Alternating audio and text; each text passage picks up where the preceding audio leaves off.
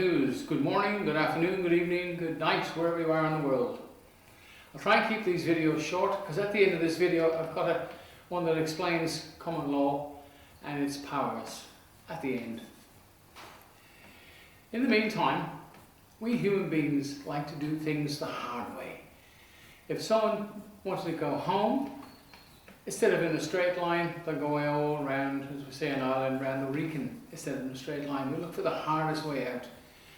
Go to university to get a certificate for subjects that are really just nothing more than common sense. And that's a very expensive commodity. Now it's like good food, it's almost gone. Why do we do this? Because we're human. Most people try and find the hard way of solving problems they have. The world is full of problems and everybody's out there telling us about these problems, but personally I've had enough of listening to the problems. I want the solutions. And common law is the solution. It is so simple. Even children understand right and wrong. That's all it is.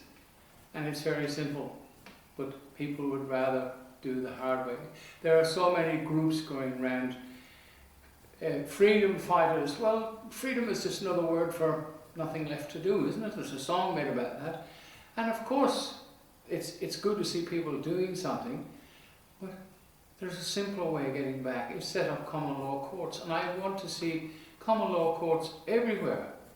Ireland, Australia, UK. There's one in the UK, but they're not prosecuting anymore. Sorry, John, I'm disappointed you haven't kept going.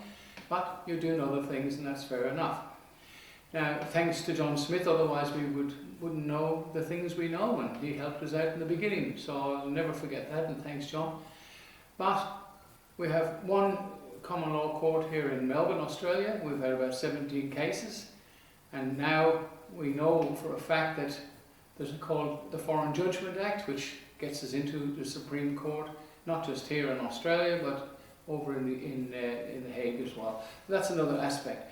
For God's sake, get some common law courts. We will help you. There's lots of people calling themselves common law groups. Now, there's no such thing as a common law group. We are not a group. We're a gathering of people who come together to find a remedy for a problem. We're in the wind. There is no group. We have a sheriff, and currently we have 17 deputy sheriffs. But you can't have a sheriff or a deputy sheriff without having a court. They go together like horse and carriage, marriage. Remember that song? You can't have one without the other. So if you want to do it properly, just let us know. We'll have a Zoom meeting. We'll show you how to do it. We'll help you with the paperwork. In fact, we'll even do the first one for you, so you'll have hard copies of everything, and templates, etc. You'll be able to carry on. We will support you. Now, Townsville already have a lawful sheriff. He came down here, took his oath before a grand jury of his peers. And we have another sheriff being sworn in a shire, which is going to be really good. We'll have a shire reef, a sheriff, in another part of Melbourne, and they will carry on with their court systems there too. Now, we're not out to fight up against the system, but by law, the people's power is through common law, and common law, through the enforcement of the sheriffs, are above the police. I'm so sorry, guys in the police. Well, a lot of police know this because we've been in communicating with them. We've given them leaflets. We're not there to do their job. We're there to support them, and they, by law, under common law, must support us, and vice versa. And so far they've been quite good. And in most cases you'll find the police will not interfere with the people because the people are the power. And don't forget that. Common law is simple. There's no need to reinvent the wheel. Let's stick to the system that's run, and if you liked, put the end of the freedom to Cardinal Ratzinger, which was Pope Benedict. Pope Benedict was charged in the common law court in Canada by the Reverend Kevin Arnott at the time. Spain picked up on the charges a year later or so, and they took the paperwork to The Hague, and under the Foreign Judgment Act got an arrest warrant for the Pope, and he stepped down and he couldn't leave the Vatican. Now, we're just after simple cases. We're not going after any popes. In fact, we'll just go after people who cause harm and injury and loss to our friends, families, and every other man and woman here in Victoria that has a case to answer. It's very simple. A lot of paperwork involved, and we have a lot of volunteers, but we don't have a really big office, if anybody's got a venue which we can run courts in, and an office, we'll pay a little bit of rent if we can dig it up, and we'll help you out. What does the common law court offer the average man and woman? Let's look at properties. Right now, not just here in Australia, but in Ireland and the UK, and I can't speak for the rest of Europe, but I'm sure it's the same, people no longer own their properties. Remember, own nothing and be happy. Evictions left, right and centre, because people are getting evicted out of their properties. And when you pay off your property, you used to get a certificate of title from the so-called governments, which are private corporations.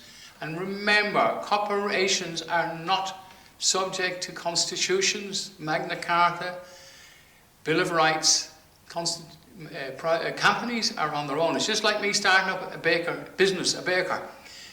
or a McDonald's and going into KFC and demanding their menu.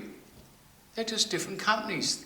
And can you imagine, I just set up a bakery and I start telling the people in the street, you can't come into this part of town anymore unless you've got flashing blue lights on your car or green lights on your car.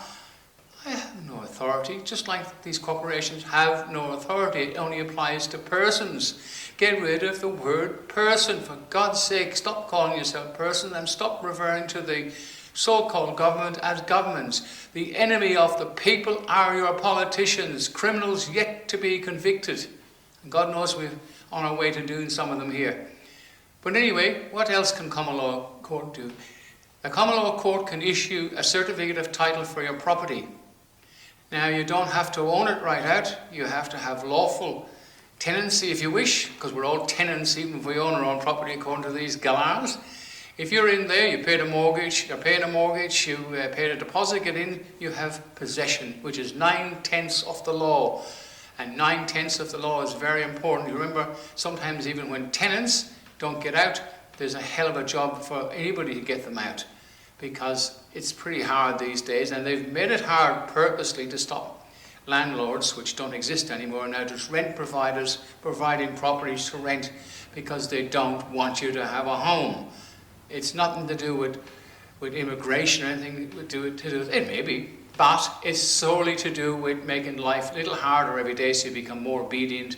You remove the term God because they don't want you praying to God, they want you to ask the corporation for help. There you now, your new saviour. Well, pig's butt, they're not mine. Anyway, we can give you a certificate of title in the common law court. We ask you for a donation. If you can't afford it, don't worry about it, we'll still help you. But we need money to run the place, and so that's one of the reasons we do charge a few dollars, but it's entirely up to you whether you can afford it. If you can't, like I'd done one this morning for somebody, I don't want the money. We want to help people, and that's the main thing. It's one man, one woman helping each other. Very important. You can also register, I use the word register, list if you like, your vehicle with the common law court. We inform the authorities in your state that this vehicle you're now the lawful keeper and the lawful owner of said vehicle. The same with your property. We notify the land registry office, which is owned by in Australia, Victoria, here's the banks, plus one other businessman. So we tell them that you now have a certificate of title. Remember, possession is 9/10 in the law. If I pick up something out of my pocket, which I don't have right now, I held up a pen, and if the police came to me in the shopping centre and says, we have reason to believe that pen is stolen, we've had a complaint. And what gives me ownership of the pen? A receipt. If you have a receipt for something, you own it. If you don't have a receipt, and the police came along and said you don't have a receipt for that, they can confiscate you and do an investigation and find out. And if you have stolen it, well, you'll pay the penalty. The same with your property. If you don't have a certificate of title, and your possession is 9/10 of the law, you've got to remember, I've asked a lot of solicitors, barristers and others, who owns the other bit? Well, it's all in the title again. So that's very important. Get onto the common law court. I'll put the address up, just get in there. You don't need to send anything other than the name of your street, your given names, family name, a lot number, and we'll get a photograph from the satellite and send you back a title, a certificate of title for that property. If you have something, a copy of your driving license or something to say, look, yes, I am who I am, and look, don't take us for a ride, guys, because we will find out.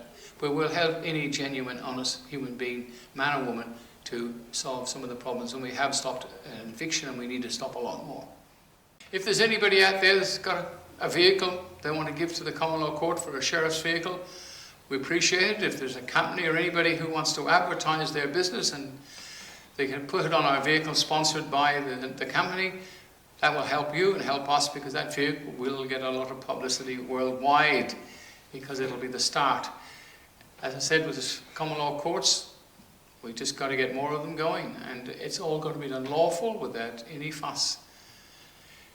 Now, the next thing I'm going to talk about is this little video I'm going to show you. It's, I think you have a look at it. It's someone sent it to me. I don't know where it came from. I get a lot of stuff coming in each day, and I really thank you. Some of the stuff, well, you know, if I could send it back, I would.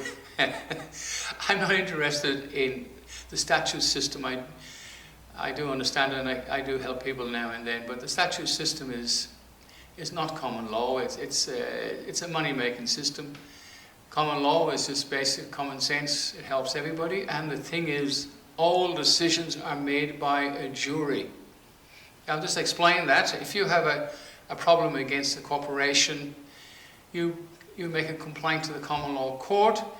If it's serious and it's got legs, we'll have a grand jury. The grand jury then will consider whether somebody's got a case to answer or not, and then issue an indictment, and then a court case, and then the court case is followed out. Now, something a lot of people have asked, something we've only found out recently, the judgments in a common law court are lawful once they're published.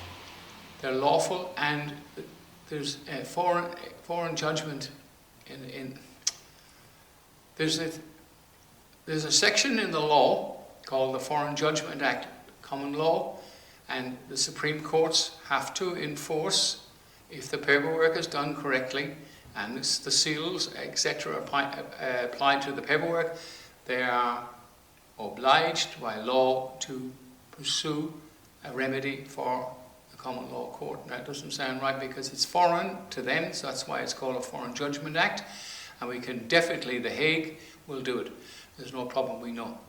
Anyway, this is Dr. Barry signing off now. Watch this video, and I thank whoever did it. It's professionally done. And remember, there's only one common law court international here in Australia at the moment. We'll have another one soon over in the Shire and up in Townsville. I thank you up there, that good man up there, Peter. Thank you. And we'll have a few more people who have showed interest.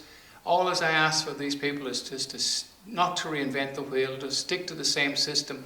And the reason for that is if everybody's got a different system, and we've got guys running around with sheriff's badges all over the place with no courts and stuff, the only thing it's doing is denigrating what we've achieved here. It took 4 years to get to this point, and we're just off the ground.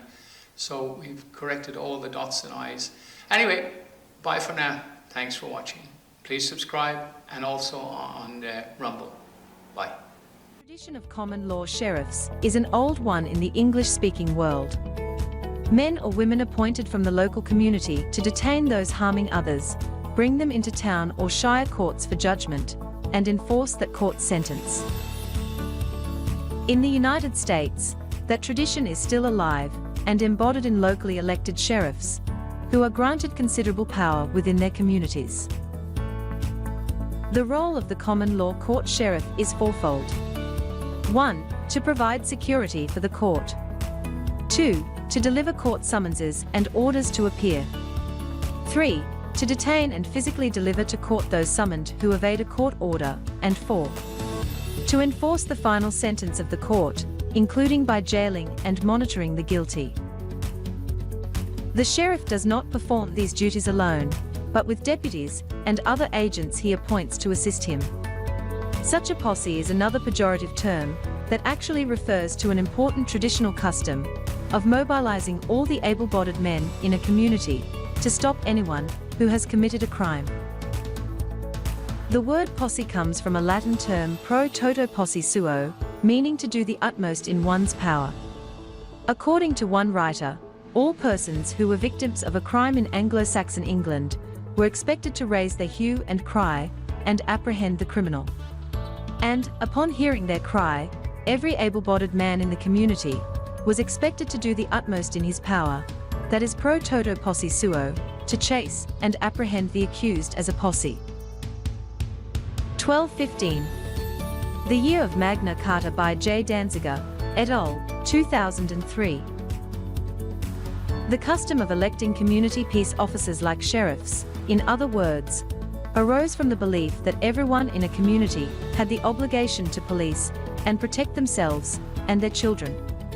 The court sheriff is thereby the servant of the people, taken from among them, answerable to, and recallable by them, and not an external force over them.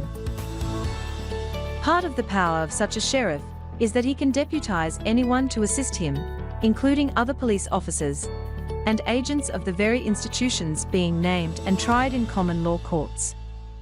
This is an especially important tactic and action during the early stages of the development of our local common law courts, since it uses the very strength of the system we are opposing against itself.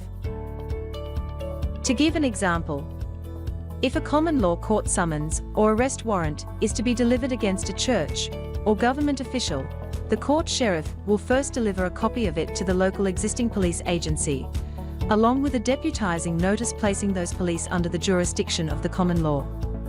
As such, the police are then obligated to assist the sheriff, and must take the same oath of common law office as the sheriff. If those issued such a notice deny or dispute it, or refuse to take the oath, they are then ordered to stand down from their position, and to not interfere with the sheriff in his duties. If they agree with the notice, either directly or through their silence or non-interference, such police agencies are tacitly abiding by the common law action, and the normal protection around criminals in high office is suddenly nullified. We should not underestimate the revolutionary consequences of such a nullification. Mainly, that the shield around the powerful is suddenly gone. Such a remarkable encounter is, in effect, an enormous tug of war between two contending legal systems. A battle of wills, played out in full public view, as an enormous teaching moment. Our aim is to create and encourage such a creative confrontation and moral conflict at every level of official society. This is the bigger and crucial point of such a confrontation between court sheriffs and civil law policemen. A clash that must always be visible and televised to the world as it occurs. For this brings with it a chance for the people to learn directly that those policemen and soldiers who provide the muscle for the system are not exempt from the authority of common law, and must ultimately make a choice concerning who and what they serve. The moral and social impact of publicly posing such a question is inestimable. On those occasions when this tactic has been tested in Canada and elsewhere, the results have always been the same. The police back off and do not interfere. Common law peace officers return power to the people by making them their own police authorities. In so doing, they challenge the very basis of the status quo and its elite-based rule by undermining those unaccountable, armed bodies of men who constitute the final and ultimate power of the state. The common law, in short, is a seed of fundamental social and political transformation, not simply a weapon of self-defense for the oppressed.